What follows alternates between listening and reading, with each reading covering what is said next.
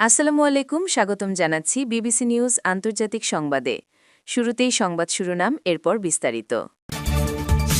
দক্ষিণ কোরিয়ার সাবেক স্বরাষ্ট্রমন্ত্রীর ৭ বছরের কারাদণ্ড। এপস্টাইন কেলেঙ্কারি, নরওয়ের সাবেক প্রধানমন্ত্রীর বিরুদ্ধে গুরুতর অভিযোগ।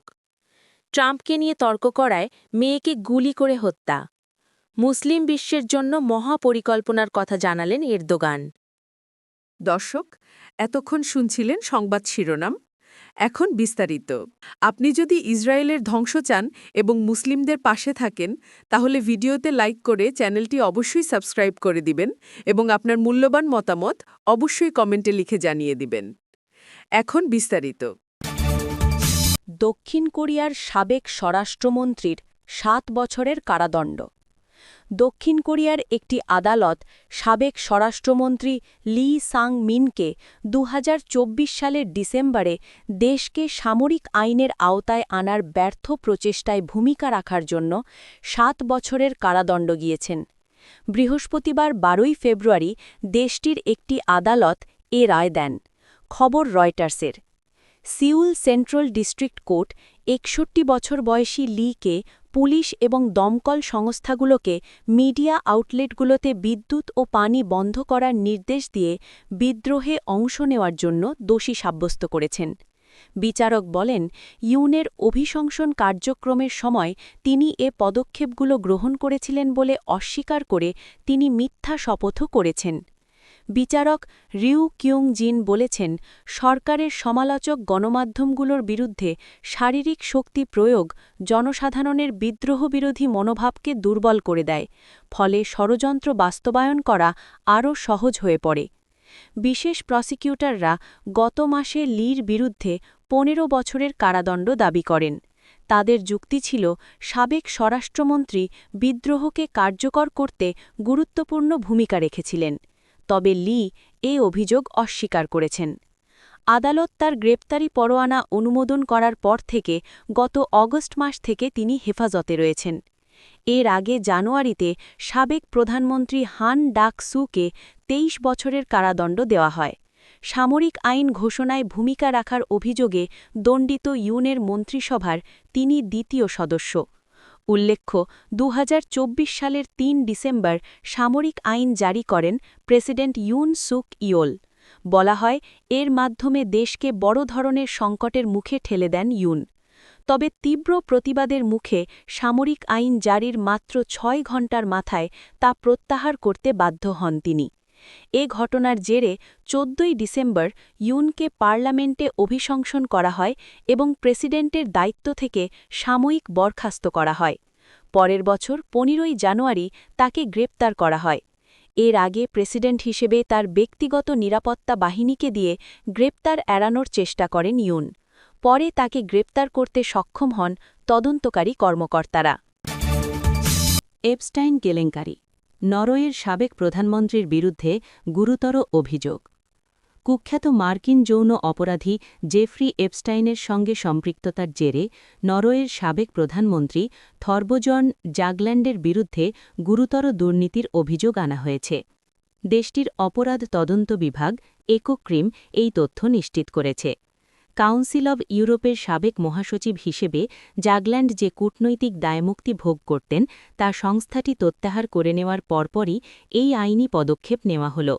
মার্কিন বিচার বিভাগ কর্তৃক সম্প্রতি প্রকাশিত তথাকথিত এপস্টাইন ফাইলসের উপর ভিত্তি করে এই তদন্ত শুরু হয়েছে।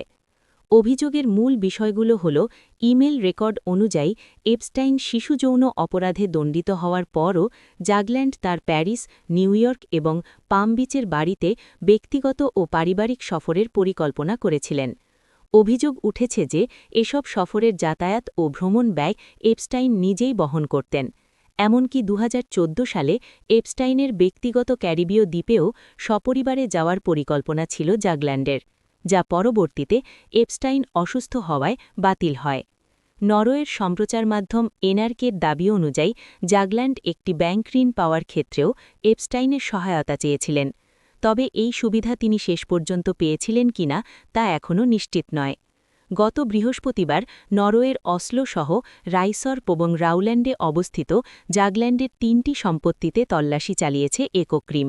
জাগল্যান্ডের আইনজীবী জানিয়েছেন তার মক্কেল কোনো অপরাধের দায় স্বীকার করেননি এবং তদন্তে পূর্ণ সহযোগিতা করতে প্রস্তুত আছেন। জেফ্রি এপস্টাইন কেলেঙ্কারিতে নরওয়ের আরও বেশ কয়েকজন প্রভাবশালী ব্যক্তিত্বের নাম জড়িয়ে পড়েছে।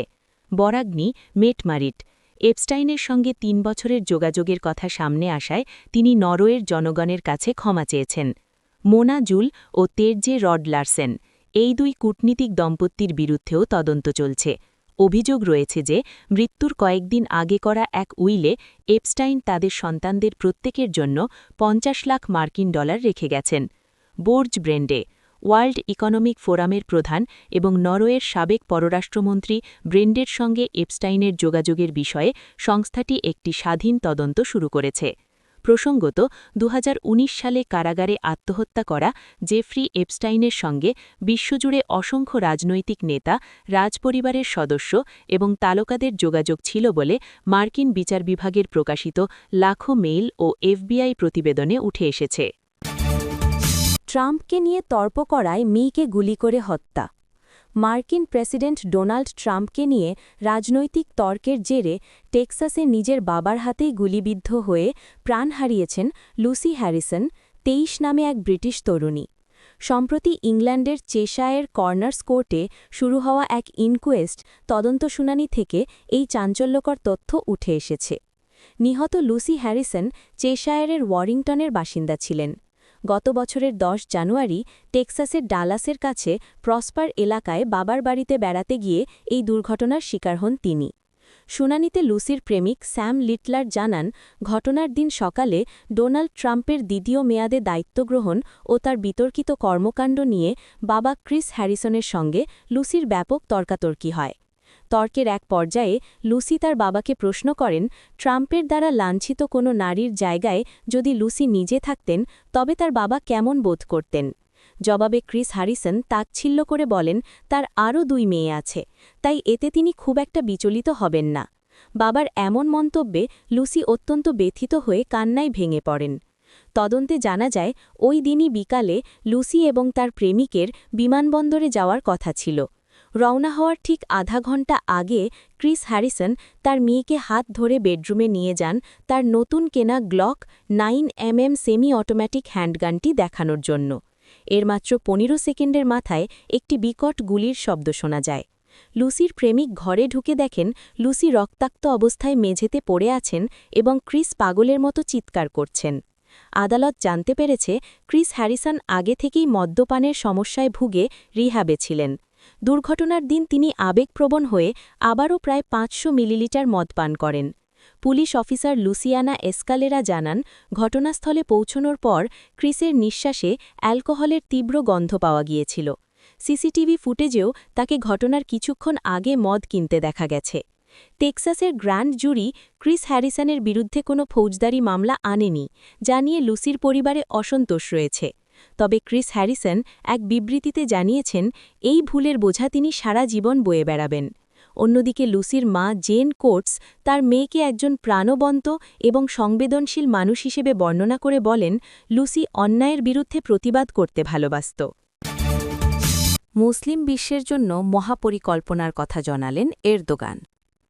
মুসলিম বিশ্বের অর্থনৈতিক সম্ভাবনাকে বাস্তবে রূপ দিতে সদস্য দেশগুলোর মধ্যে একটি শক্তিশালী ও সমন্বিত পরিবহন ব্যবস্থা গড়ে তোলার আহ্বান জানিয়েছেন তুরস্কের প্রেসিডেন্ট রিসেপ তাইয়েব এরদোগান। ইস্তাম্বুলে আয়োজিত ইসলামী সহযোগিতা সংস্থা ওআইসির পরিবহন মন্ত্রীদের এক সম্মেলনে পাঠানো ভিডিও বার্তায় তিনি এই গুরুত্বারোপ করেন। প্রেসিডেন্ট এরদোগান বলেন, এশিয়া থেকে আফ্রিকা এবং ইউরোপ থেকে মধ্যপ্রাচ্য পর্যন্ত বিশাল ভৌগোলিক এলাকা জুড়ে মুসলিম দেশগুলোর অবস্থান। এই অঞ্চলের প্রাকৃতিক করিডোর, গতিশীল তরুণ জনশক্তি এবং দ্রুত বর্ধনশীল বাজারগুলোকে কৌশলগত শক্তিতে রূপান্তর করতে হলে একটি দক্ষ ও নির্ভরযোগ্য যোগাযোগ নেটওয়ার্ক অপরিহার্য। তুর্কি প্রেসিডেন্ট বলেন, সদস্য দেশগুলোর মধ্যে মহাসড়ক, রেলপথ, সমুদ্রবন্দর এবং বিমানবন্দরগুলোর সংযোগ শক্তিশালী হলে তা কেবল বাণিজ্যিক লেনদেনই বাড়াবে না, বরং দেশগুলোর মধ্যে সামাজিক ও সাংস্কৃতিক মিথস্ক্রিয়াকেও ত্বরান্বিত করবে। নিজের দেশের অবকাঠামোগত উন্নয়নের উদাহরণ টেনে তিনি বলেন, মারমারের রেল টানেল, ইউরেশিয়া টানেল এবং বড় বড় সেতু নির্মাণের মাধ্যমে তুরস্ক ইতোমধ্যে বৈশ্বিক বাণিজ্য পথে নিজেদের অবস্থান দৃঢ় করেছে। বিশেষ করে trans Caspian east West middle corridor প্রকল্পের মাধ্যমে তুরস্ক ঐতিহাসিক সিল্ক রোডকে আধুনিক আঙ্গিকে পুনরুজ্জীবিত করার চেষ্টা করছে। এরদোগান স্পষ্ট করেন, তুরস্ক এই বিশাল বিনিয়োগগুলোকে কেবল জাতীয় স্বার্থে দেখছে না, তাদের মূল লক্ষ্য হল ওআইসি সদস্য দেশগুলোর সঙ্গে সংহতি বাড়ানো এবং যৌথ প্রকল্পের মাধ্যমে আন্তঃসীমান্ত করিডর তৈরি করা।